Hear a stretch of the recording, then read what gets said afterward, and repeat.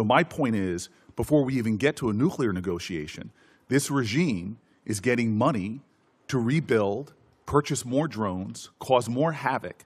And this is before we're even trying to get back to. But I apologize. I don't understand how they're getting this. What revenue are you referring to? Well, there's two sources of revenue we're seeing. One is the revenue from the Chinese. That's factually documented. And number two, the revenue that you're proposing that they should receive by releasing all of their highly enriched uranium, as well as in making a commitment about their enrichment capacities. Yeah. Hold on. And that was the exact deal that you guys vilified, that the president and you vilified President Obama from having. Yeah. No, so here we have a worse situation where our adversary and our enemy, who's causing havoc in the region, who is funding proxies and terrorists, has discovered, thanks to you all, the power of shutting down the Strait of Hormuz. No, they didn't discover. They knew that a long time ago, and they've done it before. Clearly, we all knew that a long time ago. That's why this ill-conceived war should have never happened.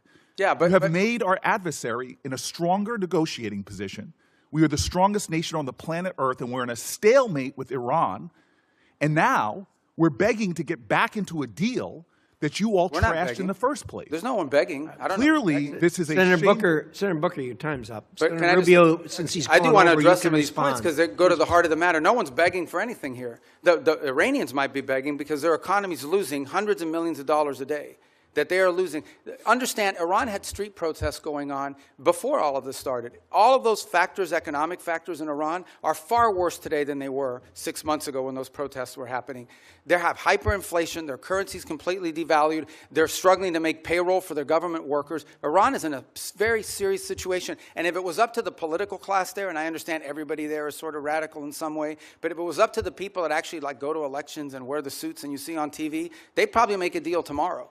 It's the issue they're facing is that the supreme leader and the IRGC Corps are a little bit more immune from those pressures until they can be convinced otherwise. And I think that's the direction that they're moving in, because the reality, I don't know where you're getting this perception that Iran is stronger. Iran has no navy left. They've lost a substantial percentage of their defense industrial base. That Iran has lost a substantial percentage of their missile launchers. And their economy is far worse today, and I mean far worse today, than it was 6 to 9 months ago. And they are looking at hundreds of billions of dollars of reconstruction costs just to get to where they were 6 months ago. Mr. Rubio, you keep telling us how we're winning this war. The president keeps saying, well, the war's over completely now. Annihilated. The war is not over.